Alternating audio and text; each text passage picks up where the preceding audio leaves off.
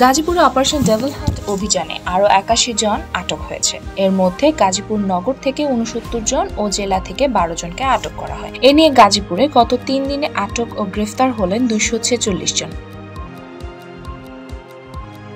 Gazipur metropolitan পুলিশের উপ-পুলিশ commissioner বিশেষ শাখার আলমগীর হোসেন বলেন, মেট্রোপলিটন ৮টি থানায় অভিযান চালিয়ে নতুন করে ৬৯ জনকে আটক করা হয়েছে। তাদের বিরুদ্ধে আইনগত ব্যবস্থা গ্রহণ করা হচ্ছে। গাজীপুরের পুলিশ সুপার চৌধুরী জাবের সাদেক বলেন, ডেভিল হান্ট অভিযানে অব্যাহত রয়েছে। প্রতিদিনই গ্রেফতার করা হচ্ছে। নতুন আরও ১২ জনকে আটক করা হয়েছে। তাদের বিরুদ্ধে যথাযথ আইনি প্রক্রিয়া চলমান।